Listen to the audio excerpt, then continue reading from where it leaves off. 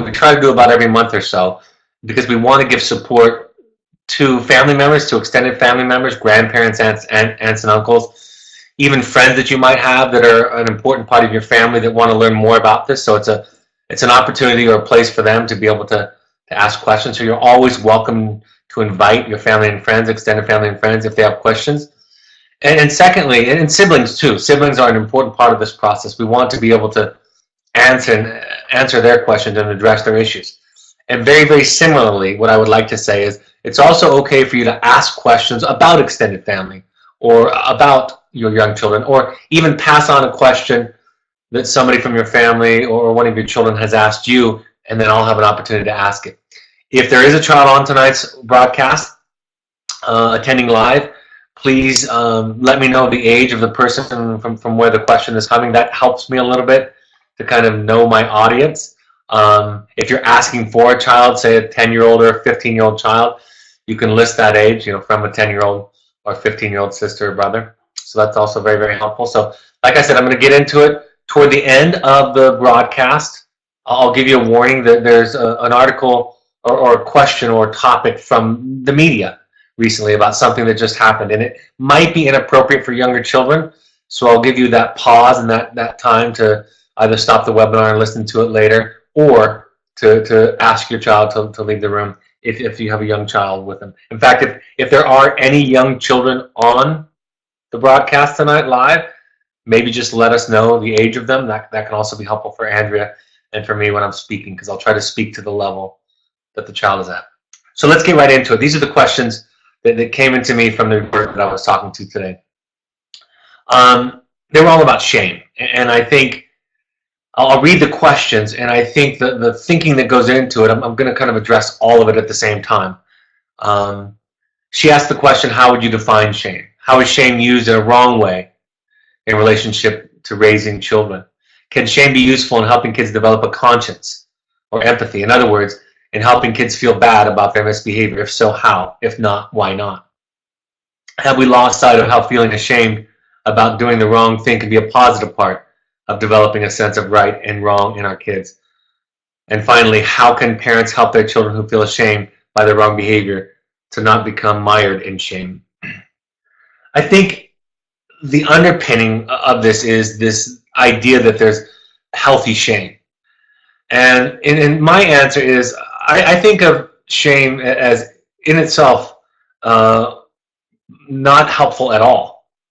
Sometimes it does lead to behavior that looks moral, but essentially shame is a sense or a feeling of one's badness, right? One's lack of acceptability, of worthiness. And that the impulse that, excuse me, the impulse beneath the shame is to hide, to run away, to ignore, to deny. And so to the extent that we have shame, it leads to an inauthentic self, a non-transparent self. And so shame in and of itself is inherently not helpful, not part of healthy living and healthy parenting. We all do some of it, right? We do it inadvertently. My wife has shared with me about sometimes my tone of voice is shaming, sometimes even the question of why, asking our children, why did you do that, when the implied message in there is, why did you do that, you idiot, right? My wife says, Brad, you could just add on the end of your question the phrase, you idiot, because that's what it sounds like you're saying. So it's unintentional, and it happens a lot of the time. But when we're thinking in terms of ideals, it's not ideal. And I want to talk about morality and development and having a conscience in just a second. And I really do think about shame and guilt on the same continuum. One basic adage in the literature and with lay people is, guilt is feeling bad for what you do, and shame is feeling bad for who you are. Many, even therapists, distinguish them in that way. And I think about it much differently. I think about them as kind of on one continuum, and guilt, of course, being at the more mild end of the continuum in general, and shame being at the more severe end in general. And shame is more fundamental. But the fact of the matter is that guilt and shame are not a reliable source of morality. They don't point us consistently in the direction of higher morals and in what we would call a conscience. And the example that I use that I think everybody can relate to is when I've asked parents over the years why they have or haven't done something, when they said to me, I know what the right thing to do in this situation or in that situation was, but I didn't do it. And I asked them, invariably, I asked them, why didn't you do it then? Why didn't you do what you knew was right then? And so often the answer is guilt, right? People feel guilty for doing the right thing because we measure ourselves so much by other people's reactions, opinions, and feelings, right? And as small children, we're taught that when our parents are happy, we're doing well, we're good. When our parents are upset in some way, angry, frustrated, disappointed, that we are bad in some way. And we can also all think of examples where a child clearly ought not to care what the parent thinks, right? Even as an adult, thinking about it like, should I choose a career based on what my parents want? Should I have a certain religious affiliation based on what my parents want? And it breaks their heart if I'm not that. We all know logically that that's not a healthy way to live life. But the guilt that we have is so clearly tied to these kinds of decisions that we really do lose our true north, right? We lose our rudder when we think about guilt and shame as something that can guide us toward morality. And then a lot of people ask the question, well, if guilt and shame aren't a source of morality, then we would all become hedonistic, right? Selfish and self-centered. So why would we do anything right? And my answer is clearly love. Love is why we do the right thing.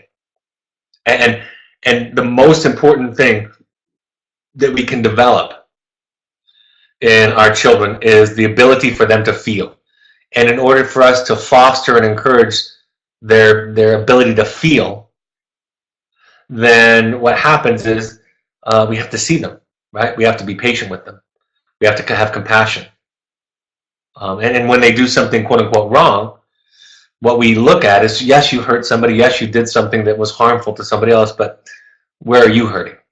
And when we can provide that adequate container, the place where children are allowed to feel and they learn to feel their feelings because their self, their authentic self was seen and held and nurtured, then they learn to recognize feelings in others. And then they develop compassion and morality. So when you think about the greatest leaders, enlightened leaders in any era and that have ever walked on earth, and I even use the fictional character Yoda, when you think about them, they weren't motivated by shame, right? They weren't motivated, they were motivated by love, by compassion, right? They wanted to give their gift. They wanted to give kindness to other people. And they had a developed sense of self enough that they weren't willing to compromise that in the service of others, right? They could take care of themselves at the same time. They weren't going to compromise fundamental values or beliefs to support somebody else, right? That idea of codependency where we have to compromise, sacrifice ourselves in the process of loving other people. So they had those qualities. So, I answered all of her questions and we talked about it, and I basically said it, saying that there's such a thing as healthy shame, in my way of thinking, is like saying there's healthy cancer, right? To the extent that you have it, it's unhealthy. And I think the biggest temptation with shame is that it works to change behavior. And that's why it is so tempting, so intoxicating for us to use that. I've even talked about that at work sometimes, that when I've asked or encouraged or given feedback to a group of employees or a set of employees about a certain thing, that the one thing that I know will work is shame, right? If I call them out in public, or if I write an email and copy several of them on it, or ask for some kind of accountability. So we have to be careful of using it because it works sometimes, but it really doesn't get to the heart of the matter. And so I wanted to share that with you today because I think it's a very common question. I have an entire chapter on shame in my book, and of course, a broadcast on shame too that you can also reference. So let me get to some of the pre-submitted questions, then I'll get to your live questions. First pre-submitted questions. I see my parents doing a lot of work and investing a lot of time and money in my brother's stay there. What happens if he comes home and nothing changes? What I say to families is, essentially, it's a thought experiment that I encourage for you to don't plan on him changing, right? Don't Don't rely on somebody else in the family. I say the same thing to the students and the clients in the field, by the way, about you all. Don't plan on them changing. So what are you going to do if they don't change, right? That's the essence of the kind of work that we encourage. Now, do we see changes? Yes. Is some of it go dormant afterwards? Sometimes yes. Are there various levels to which children grow in our program? Absolutely. But if you make a focus of your own reaction, your own boundaries, right? You're focusing on something you can control. And I tell parents this all the time. If you focus on what you can't control, you'll be less anxious and less depressed and discouraged. You'll feel empowered. And so while that's an interesting question, and we hope for the most amount of change, we encourage you to make absolutely your focus on your change. Ask about your relapse. You know, we have clients write a relapse prevention plan often. I think it would be helpful for parents to write a relapse prevention plan. And what does that even mean in parenting to relapse, to old ways of thinking, old ways of relating? And I'll say this because it's a little bit of a carrot, right? A little bit of a reward. And there's danger in focusing on this too much, but it's also the best way to encourage and support the change in your child, right? To make your life, your work, your recovery, if you will, your practice, your focus.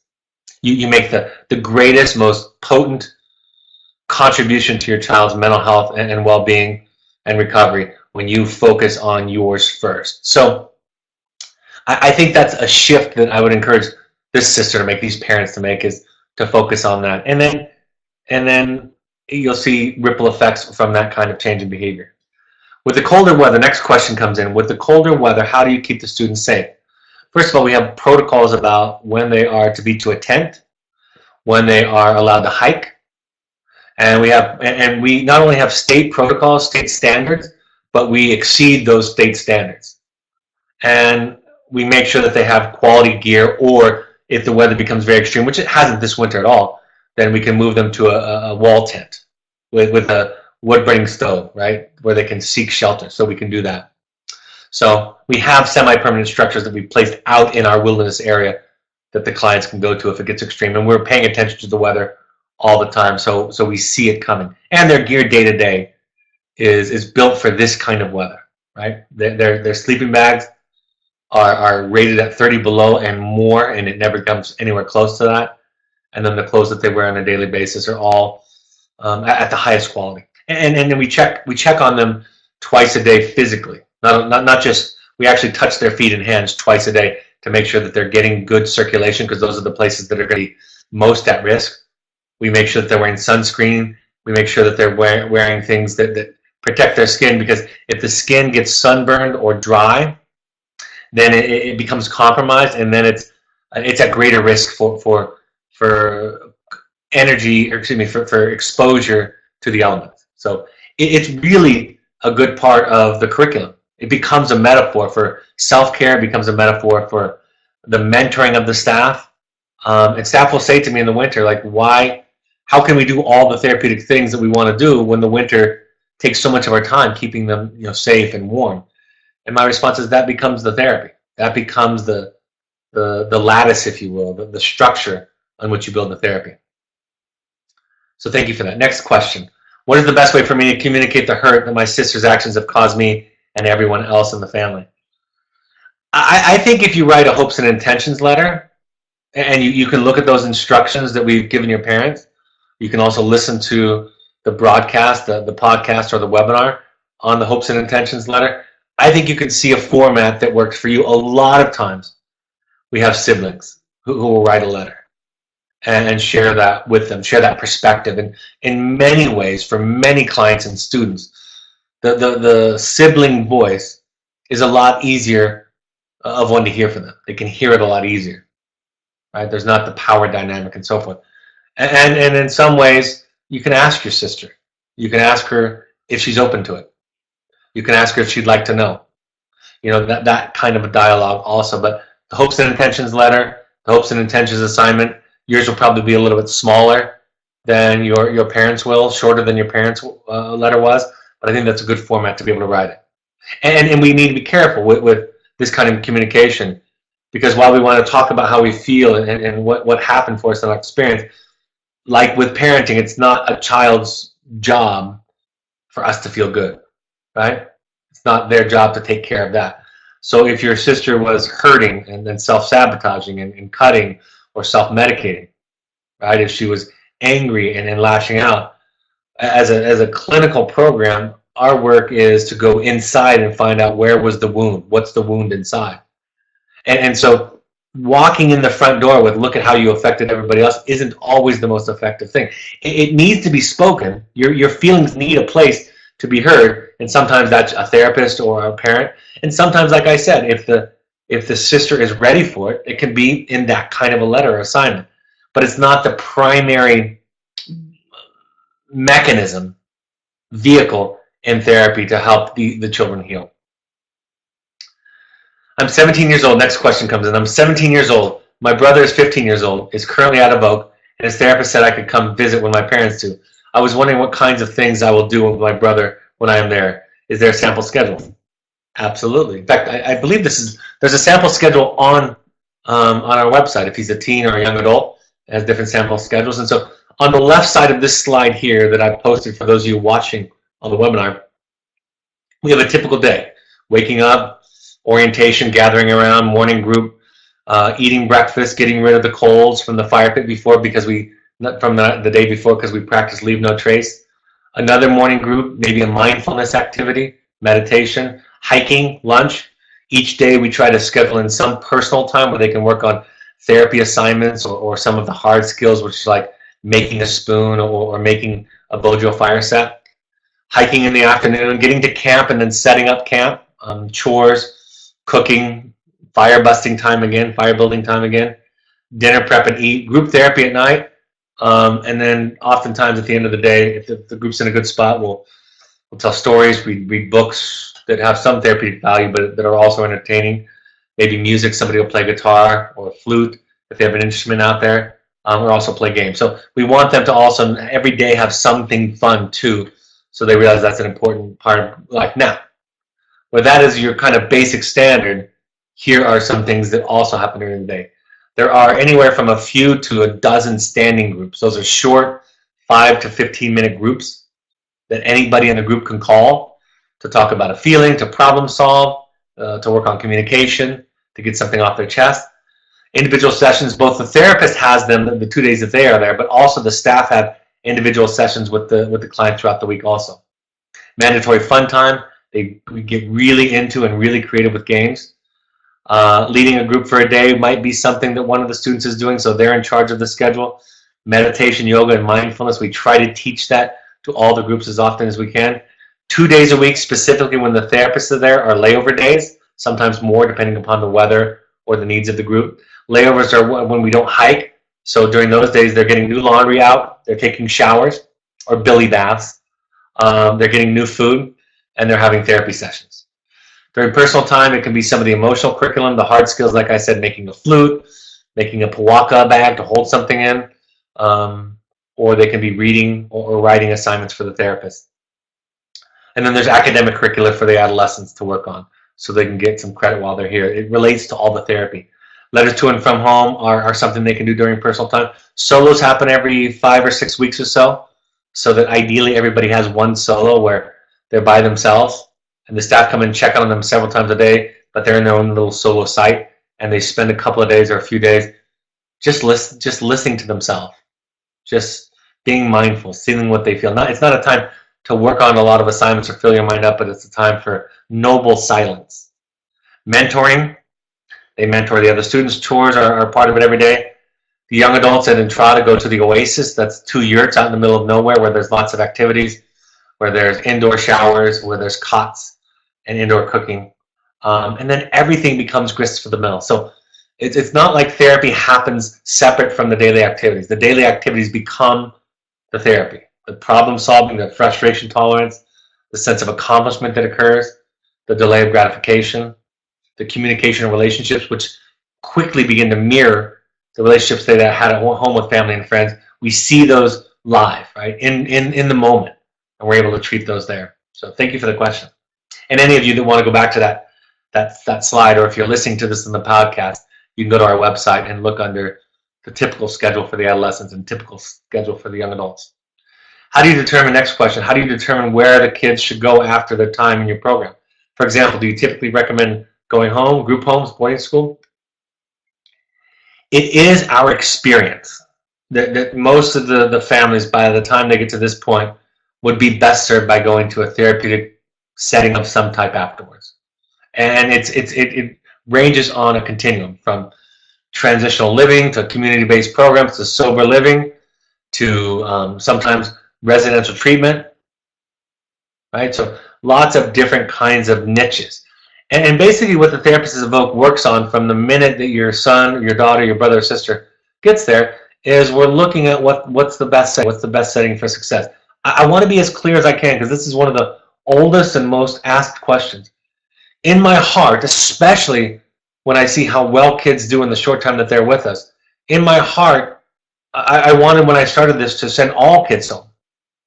But I've learned through 23 years of experience, and I share that in the training with our therapists, that our experience tells us that the best recipe for success for everybody often is to go to some setting afterwards, to go to maintain the gains, to reintroduce school, to reintroduce other temptations, a bigger peer group. You know, wilderness is a very, very small box. And in some ways, I'll be clear, it's one of the easiest places to be successful your child will ever experience, in some ways.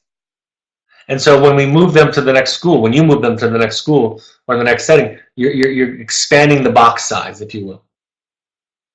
You know, they're going from juggling 3 balls, which they juggle very well by the end of their stay at Evoke, to juggling 5 balls. And if I handed you 2 balls, and you could juggle 3, any of you who know how to juggle, I do know how to juggle 3, I can't juggle 5. Does that mean I can't juggle anymore? Absolutely not. But it means that I have now more to deal with. And that's what these kinds of places can do for you on the continuum, on the transitioning home afterwards. So my intuitive feeling coming into this was what most or all kids should go home. My pragmatic, practical, on-the-ground experience tells me that that's not the best option for most of our students, most of our clients. How does living in the wilderness add to their therapy? You know, I think it's kind of a vulnerable thing to live outside. I had somebody that just went through one of our trainings, and what she told me was, what she told us was, we offered her the job after the training as a field guide, and she said she didn't feel experienced enough, resilient enough physically to do the job. And she said the other people there had a lot more wilderness experience. She came more from the psychology side of things, right, from that kind of training. And I thought about that feedback and her denying the job, not taking the job. And basically what she was saying, if I'm going to be spending all of my time worrying about staying warm, worrying about just taking care of myself, I'm going to have a difficult time being there for the clients. So what that leads me to is this. It's a raw, vulnerable time. You can't hide very well in it, right? The primitive nomadic model that we use at Evoke exposes you, right, who you are. It's not comfortable. Everything takes intention, right? Staying clean, staying dry, staying hydrated takes intention. Where at home or in a residential setting, most of that stuff we take for granted. So you bring it back to the most basic elements, and it teaches all the lessons that we need to learn about life in that context. And so you're not walking in the front door saying, I'm a therapist, let's have a sit-down talk session. You're kind of coming inside, which is through the back door, and saying, let's make a Bojo fire because we need it for dinner tonight. Or let's have you guys clean up the campsite. And then it's in the context of that all of the lessons, all of the discussions come out. And that the children themselves, that their coping strategies or their inability to cope shows up. So thank you for that question. Next question. What should I tell my family and friends about my child's time at Evoke? I want to respect his privacy, but I also don't want to lie. This is a tough question because there are competing needs here. I'll say a few things. I don't think you need to not say anything. I think you can have a discussion with your child about it. Sometimes they'll give you permission, but you can have a discussion. But I think sometimes parents have some shame or embarrassment about the process, and they kind of project that onto the kid. I've had clients many say over the years, like, I don't want to tell anybody where she is or where he is because I don't want them to come back with a stain or a stigma associated with them. And part of my thought is, but there's no shame in it, right? Like it's your child is struggling and going to get help, and that takes courage and strength and bravery by them and by you. And so I think having a discussion with your child is fine. I think you can be vague with people, right? He's away working on some stuff. He's away working on some leadership stuff or some stuff that he was struggling with, right? You can be very, very vague about it without being specific. You have that right. And for some parents, they're dealing with so much that to take on the challenge that it would be to deal with the judgments of others can be overwhelming. I will tell you, by and large, the majority of the people that I know that have made the decision to share some of the details with their circle, right, have received a lot of support, and people sharing similar stories with them. We struggle too with depression. Everybody we know knows somebody, loves somebody that has or is struggling with mental health issues or addiction. It's just true. Everybody has somebody that they love. And so you get to do what you want. I think having a discussion with your child, seeing what they're at, is helpful. Don't assume that it's shameful inherently, because it's not. And I can just tell you, in my own family, in my own life, you all hear me talk about going to therapy all the time. And sometimes I lose connection or contact with that part of society that still judges it. I have people tell me, gosh, you're really open. And I don't experience it as courageous, because it's just a part of life. I actually, when I meet a therapist that's not in therapy, I really, really worry about them. I really worry that they don't really know how to do their job, or else they would be getting help and support. And the best therapists I know are in therapy and get supervision too, even long after they're licensed. Right? That's a part, in my way of viewing it, a part of a healthy practice. So all I know about somebody, if they're going to therapy or if they're in a therapeutic program, all I know, if that's all I know about them, the only thing I know about them is that they're trying. They're trying to work on something themselves. They're trying to help their child. They feel stuck. And so I would kind of encourage you to look at your own shame around it and have a discussion with them. Try to separate those two things out. And then if you need to, you can be as vague as you'd like without being dishonest, but not being specific at all. Next question. With our son away at treatment, his brother's at home and not interested in talking about him or getting updates on how he is doing. Any advice on how to support him or to get him to open up?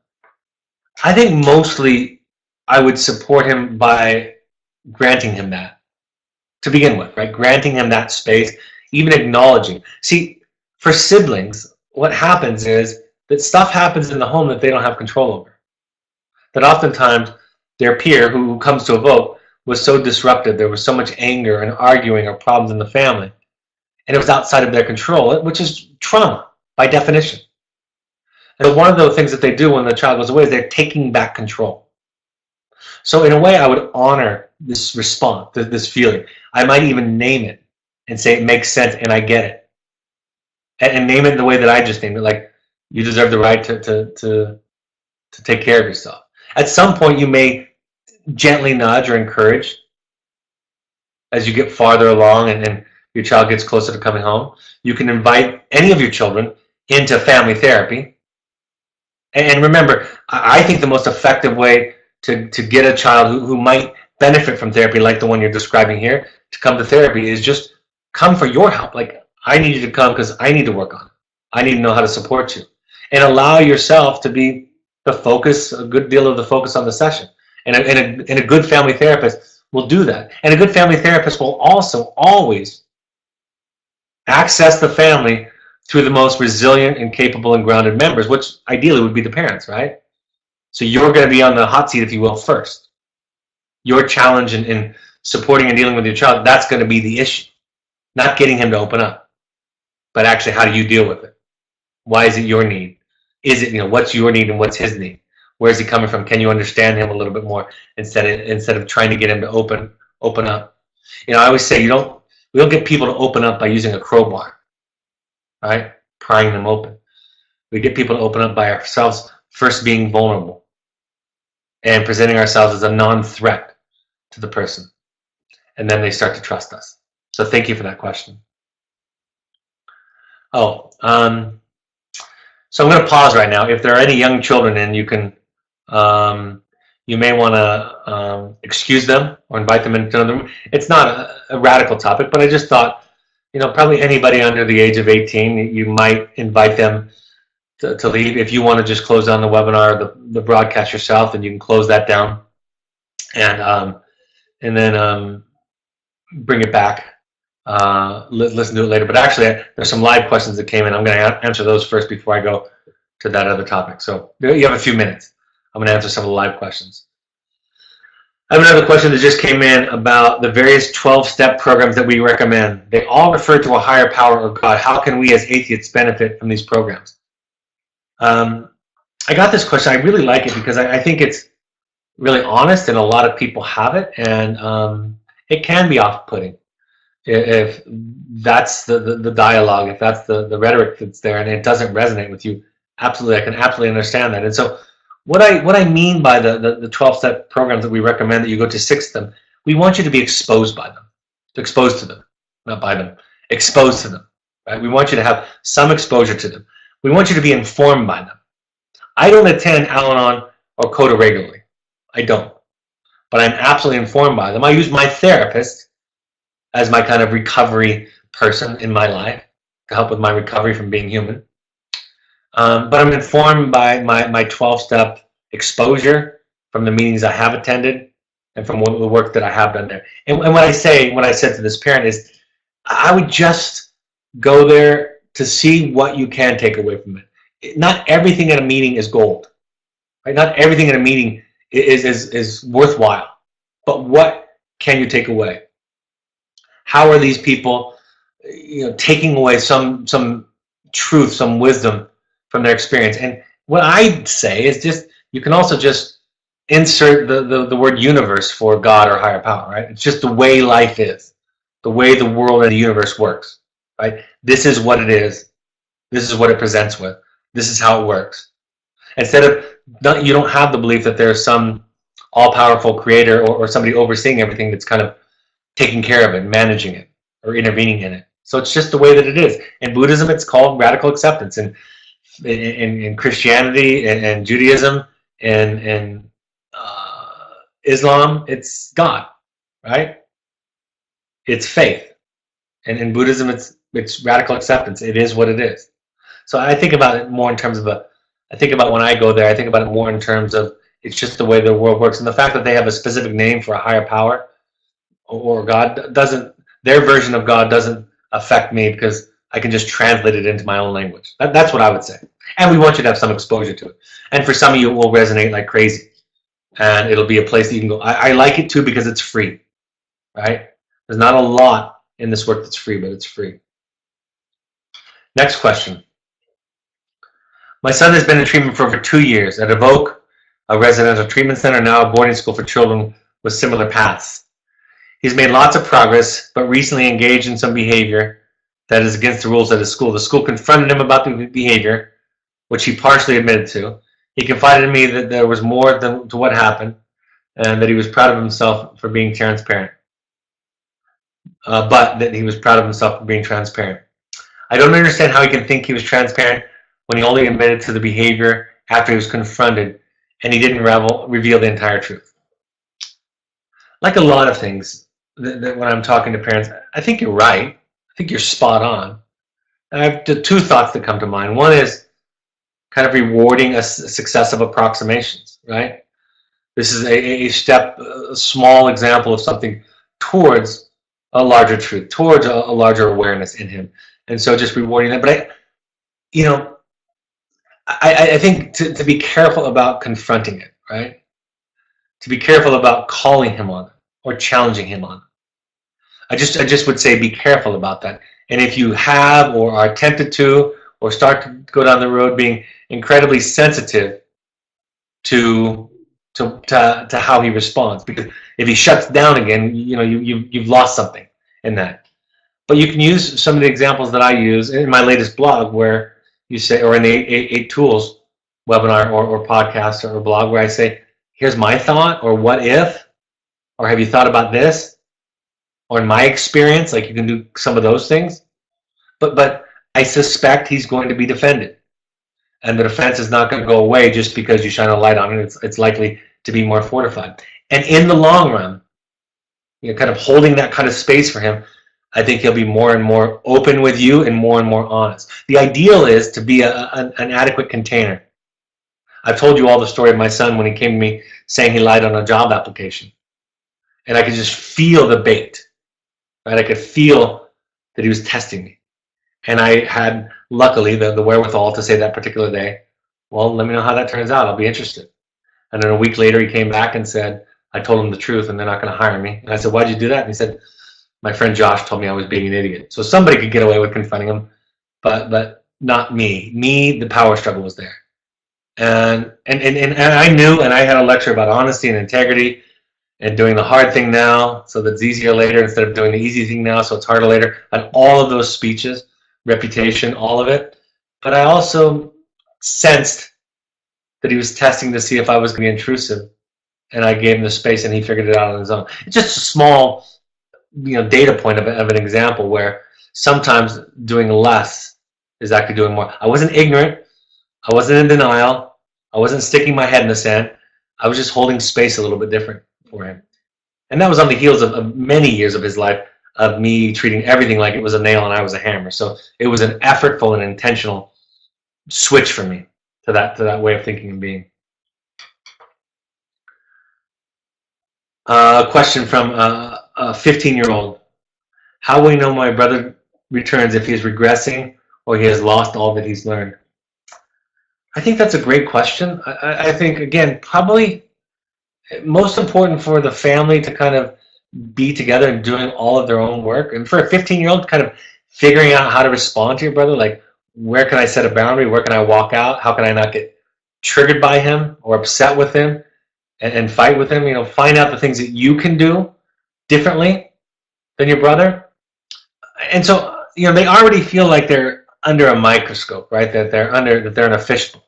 They already feel like everybody's always evaluating them. And so do your best to take a step back from that, to not be so focused on his changing or not, but rather to be focused on, what do I do when my brother yells? What do I do when he fights? What do I do if he scares me or I feel unsafe around him, or whatever it is that you need to do, so whatever new techniques or skills you need. And if you focus on that, you'll find yourself being less anxious, and you'll find yourself you'll be an easier person for your brother to be around and admit that he's wrong or regressing. So it's kind of a complicated answer, but that's my best suggestion. And try to avoid, this is very important, try to avoid thinking and phrases like back to the way it was before, or we're back at square one, or nothing has changed. Those kinds of all or nothing statements are absolute triggers for most people. So do your best to try to stay away from that thinking, because even if some of the behavior returns, or all the behavior returns, he's not the same person. You can't go through this and not be changed by it. It can be dormant, like a tree in winter, right? The leaves fall off, the fruit falls off, it looks dead. It can be dormant for a while, but it's still in there, and it will provide him something later on if it goes dormant for a while. And he's probably going to test you and the family. Next comment or question. My wife is in an extremely unhealthy and dependent relationship with her parents. She refuses to acknowledge or address their incredibly destructive, corrosive influence. This compromises our ability to parent. I feel betrayed and hopeless. It's interesting. There's this idea. This Buddhist teacher was talking to my therapist. Maybe you've heard me share this anecdote before. And he said, in order to grow up, we need to kill our parents, metaphorically speaking, right? And my therapist responded to the Buddhist teacher and said, in order to grow up, we need to kill everybody at some points. And so it's a period of development for them. I imagine that the hooks and the strings that keep her in this relationship are so binding. My therapist said something to me the other day that I thought was really cool. I posted it on my social media. She said, to fall in love with somebody is to fall in love with their dilemma with living, right?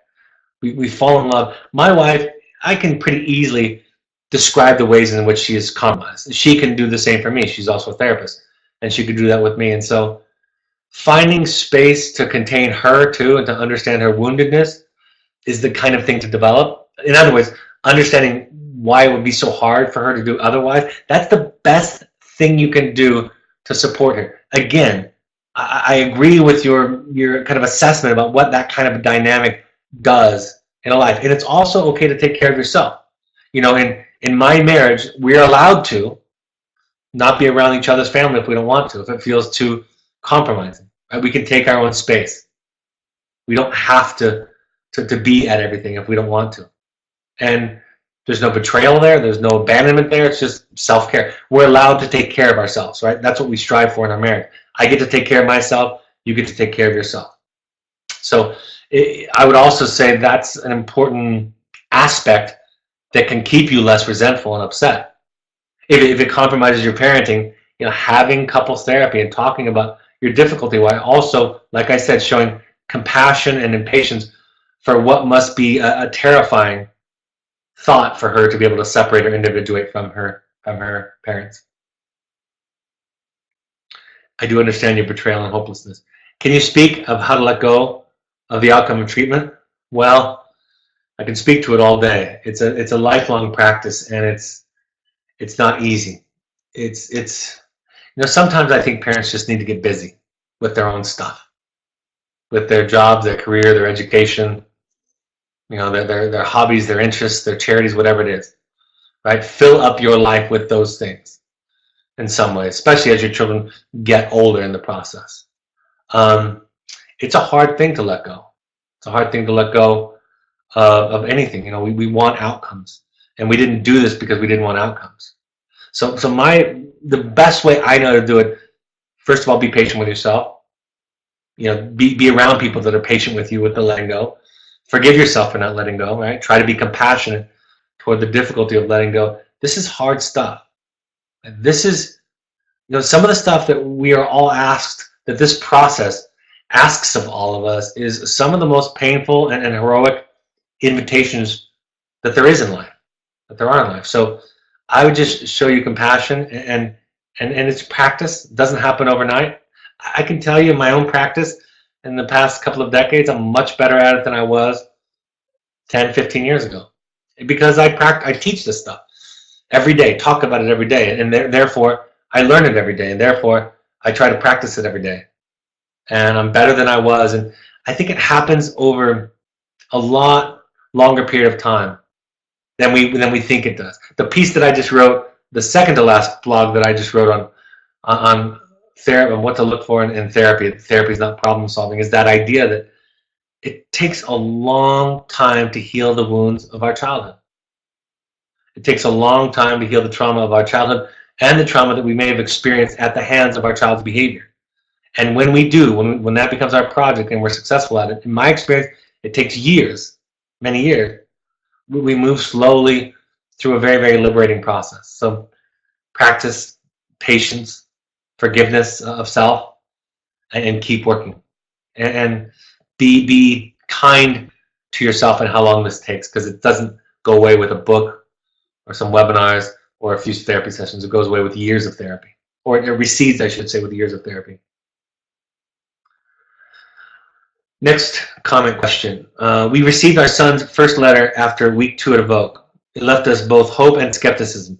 The words that we want to hear, and yet having 2 years of abuse, it's difficult to trust the sustainability and authenticity. Very wise. I'll say this. I encourage you to be very skeptical of any time he's trying to sell you on anything. When I go to therapy, I don't tell my therapist how well I'm doing and what I'm learning. I mean, I do sometimes. I'll share something I'm happy about or proud of myself that I did, right? That's a part of it. But I'm not trying to sell him that I'm evolved or figured something out, or tell her that I'm evolved or that I figured something out, or look how good I'm doing, right? I bring in my struggles. I bring in where the stupid things I still do, where I still fall down, where I still trip over myself, or I'm still struggling with a wound or a behavior 10, 15 years, all of my life. So I just ask parents to take a step back, to slow down, to just take. I mean, the attitude that I encourage you to to take is illustrated in the tone and words of "we'll see, we'll see." Take your time. Watch what happens over weeks in wilderness instead of what they say in their letters. When a child says to me they're cured, I don't believe them. When they say they're not cured, I don't believe them. Right? I take everything and I run it through my adult parent filter. And being skeptical is absolutely okay. I would tell them that. Say, I don't know if I believe all of this. Like, it seems too easy. Sometimes one of the best ways to kind of encourage authenticity is to be unimpressed by their suggestions of improvement. You kind of like, you're on the sidelines and watching, but you're just kind of taking a we'll see attitude. Not a punitive attitude, not a disrespectful or a cruel or a name-calling or sarcastic attitude, but okay. And sometimes they get so mad at us, you, me, when they say, I'm not, what's going on? I'm doing all the right things. And I say, and you guys aren't being impressed and everybody's not believing me. And I say, it's not really about us believing you. If it's real for its own sake. If it's true, it's therapeutic progress is its own reward. And if you're paying too much attention to the audience, right, to the cheerleaders on the sidelines, to your parents sitting in the stand, you're losing focus from what this whole process is about, which is about you healing. So taking that kind of what I'll call a we'll see, take a step back, wait and see kind of attitude is what I would encourage. And it's okay to make some gentle suggestions that it seems a little bit too much and too quick, and that you're going to be skeptical. And you're not under any obligation to trust them on any certain timeline. Absolutely not. And you're not going to discourage their progress, and you're not going to send them into a tailspin. If your skepticism, based on your years of experience, sends them into a tailspin, then it wasn't very grounded in the first place, right? It was pretty tenuous, and probably it was demonstrated for your to be impressed. So it's okay to feel what you're feeling. Next question: how can I, a mentally and physically ill mother, deal with the pain of realizing how much I have harmed my now adult child as I raised him? Therapy, I assume, not shame, but that's so hard. It is. I mean, you said it, it's hard. I have this kind of question so often from people that I work with, and I'll say essentially what you said, which is, we all dent our children. We all dent our children, some more or some less, and some in different ways. And you may be on the more significant end of the denting of your child than maybe some others. So what are we going to do now? Going to beat you up over it? Going to put you in the guillotine and punish you for your abuse? Or are we going to try to help support you to see if you can be there for your child going forward? See if you can continue to heal the wounds. So what I would say is, if shame would motivate us toward that kind of process, I'd be all for it. It often doesn't. It often feels debilitating. And over the years, I've had so many parents think that the answer to the equation is to convince themselves that they're a good parent. That's not your case. And that doesn't work either. You're a human parent. And your child had the unfortunate luck of being born into a human family with human parents. And you came with your wounds that you earned honestly. And your mental health issues, whatever they are, and you earned them honestly. And then you brought those to your child. And that's true of all of us. So my thought is, I know it's hard. You're not alone. And over years, one can begin to look at oneself and one's own darkness and make peace with it, right? And get to a place where they say, I know I've done harm. I know I could have done better. And that's part of my own wounding. And I'm going to be patient with that. And that can develop over time for sure. It is hard though. Next question. My almost 17 has been at aftercare for almost a year. My daughter, who's almost 17, has been in aftercare for almost a year. One of the older brothers went through Second Nature Footsteps and is now in college. He is supportive but not wanting to participate in the workshops offered by her school. My husband is going through the motions but not doing any real deep work. He's seeing a therapist but is still resistant. If we could get to a better place between the rest of us, there is in an all-girls school she could attend. She could attend high school, finish high school. There is a school that she could attend and finish high school. I feel frustrated at the prospect of yet another away program to finish high school. She has fully embraced her treatment. Yeah, I don't know if there's a question in there. Again, it's, when you're fighting the battle by yourself, it's going to be hard fought, right? It's like I say, you've got one hand tied behind your back, and you're being asked to contain lots of people, not just your daughter in treatment, but also your husband and your other children. And so you are especially taxed. Your capacity is being called on at an exceptional level. And so it takes more work. It takes more support. It takes more. That's why I like things like therapy and Al-Anon and so forth, is that you need that to take care of you. You need a place where you can go and be taken care of by them. And so that can be really, really helpful. Try to stay on your side of the street. Try to focus on what you can control. Try to manage and practice good self-care. And because your situation demands more resourcefulness, psychologically speaking, you have to do more than average. So I'm sorry that you have all that going on. What are some measurements we can use as we monitor our son's transition from evoke to aftercare? Measurements. Do you mean like research measurements? Like we have like the is that what you mean? Like tests, psychological testing or something like that? I'll just tell you this, that the standard in our community, our wilderness therapy and therapy to community, is to use the OQ and the YOQ. YOQ is for young adults and the OQ is for adolescents and their families. And they're a measure of progress and regression through treatment over time. And they've shown to be valid, even though you can take them several times. It was partially developed by my partner, Dr. Matt Hoy, during his PhD with some professors. And it's been a measure that we've used for the past 10 or 15 years, maybe more, maybe 20 years to measure our clients and their progress. So that's something you can do if you want to look at that. Absolutely.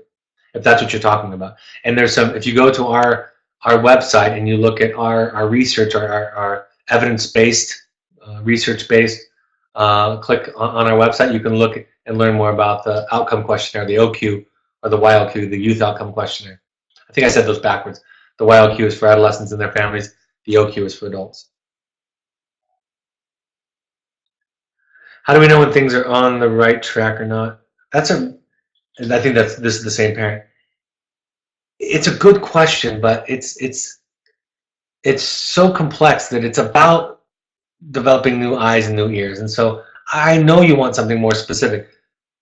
I would say read or listen to the podcast or watch the webinar on the 8 tools for transforming relationships. For me, that's kind of the things that I've seen that have helped families be more effective over time. But it's developing another sense, another sensibility, a different sensibility than we have had, right? So, like, for example, how do I know if my family or if my children are doing well or not in different areas? It's everything. It's my own work. My answer is, and it might not be one that is well received, but do your own work. Right? The more you do your own work, the more clearly you'll see yourself, the more clearly will see your child, and the more clearly you will see your relationship to them and their issues. That's essentially the thesis of my book. That the question is really, the question that we need to be asking is, who am I? Who is my child? And what is my relationship to their issues? Right? That's the questions. And so the only way I know how to do that is in the kind of work that I'm suggesting. And I'm not giving you some kind of nebulous answer. Like, I'm not just answering vaguely and philosophically because I don't know the answer. That is the answer that I know. That really does make a difference. And I have testimony, not only my own experience, but testimony after testimony after testimony of hundreds, maybe thousands of parents who, when they've taken that course, have shared with me later on, it's true.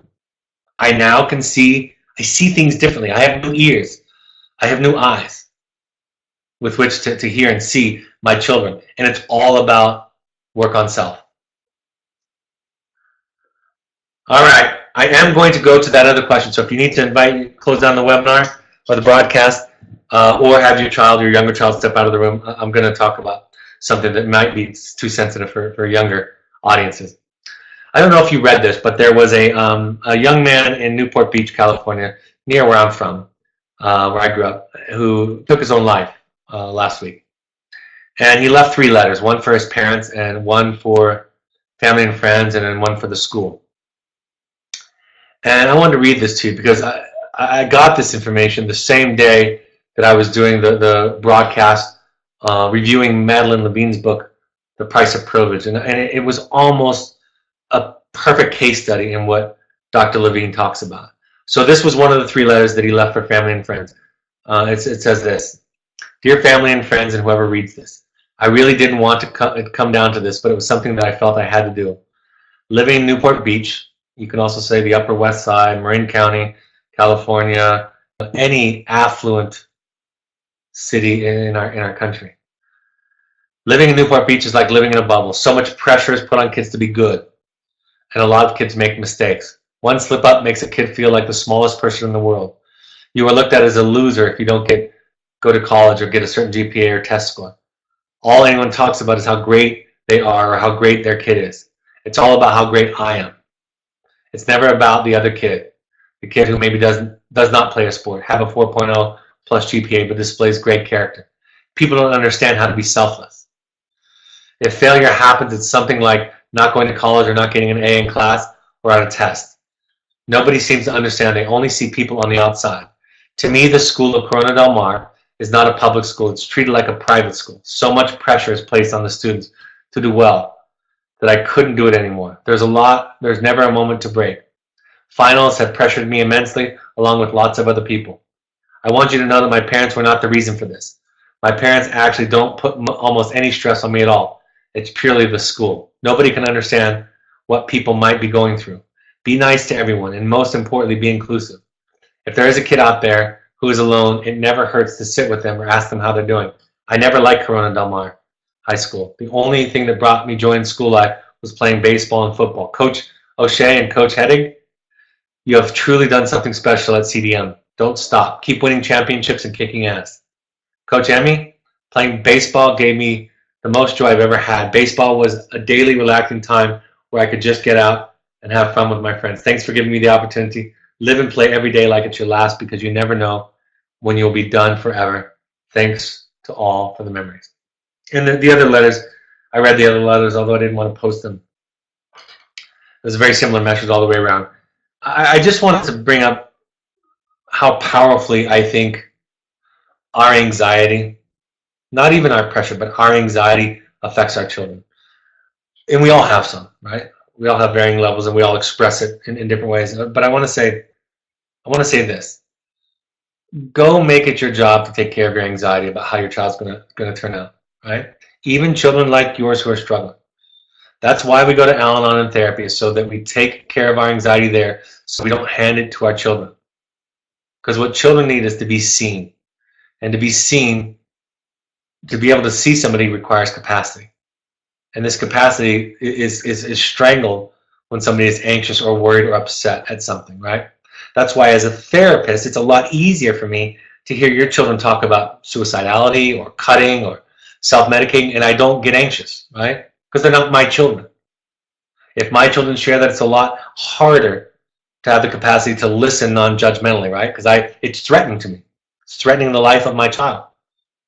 And that threat is overwhelming for me. So, but I can work on that. I can work on being in a place where I'm a safe person for them to talk to. Where not only do I teach them that it's not about getting it right, but that I model it in the way that I react to them.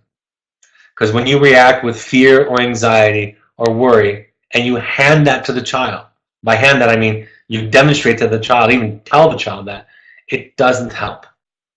It's not what they need. And it feels like something's wrong with them, that they're bad. So that's the part we have control over as parents, as loved ones, as anybody. Of course, I think in our culture, for many of us, for many parents that I work with, it is going to be a battle to fight against your cultural expectations.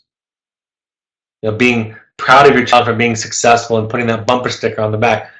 I made up these bumper stickers that said, "I'm proud of my child who's in recovery." Because that takes courage. That takes an amazing amount of bravery to be in recovery. And an A or an A plus or scholarships or rewards or being the coach or the captain of the team, that's just performance. And the child then begins to tie their sense of worth by their accomplishments. And we don't want them to do that. We want them to have the sense of self, right? That's our job, is to help them develop the sense of self. So I thought that letter and that story, that you could just Google it. His name is Pat Turner. And if you Google Pat Turner suicide, there's an article or two that has been written about it that talks about some of the challenges that we all face in our culture.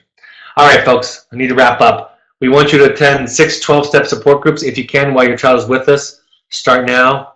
Just like I said, getting some exposure to it, becoming informed by it. It's not all going to resonate with you, but just kind of learn what the thinking is about, the psychology is about. Al-Anon, CODA, or Families Anonymous are all places that you can go.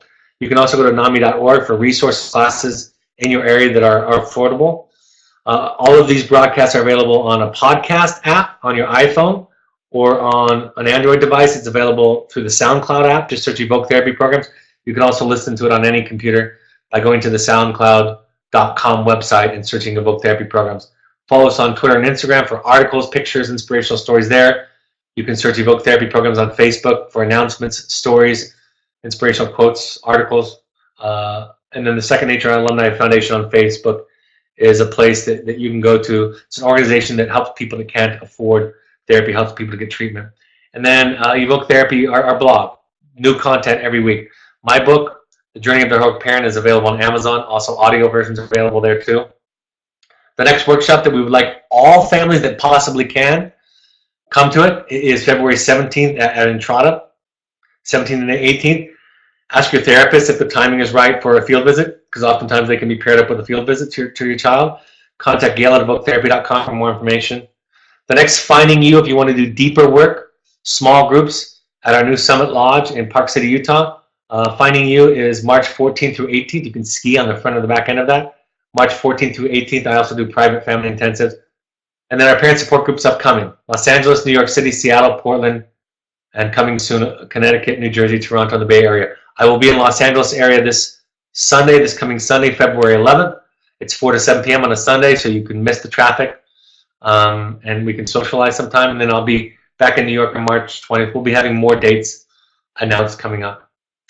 And then our Pursuits trips are high adventure trips for families and for young adults who want sober fun or therapy light or reconnection.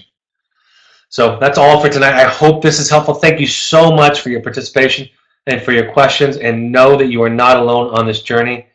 I am on it with you. I'm traveling it right beside you, and have the same kinds of challenges, same kinds of questions, same kinds of struggle and pain that many of you are experiencing. So thank you for being a part of this community. The next topic I'll announce soon. It will be this Wednesday, 7 p.m. Mountain Time. We'll get that out to you tomorrow with a new topic. Have a great couple of days, and I'll talk to you on Wednesday. Take care. Bye-bye.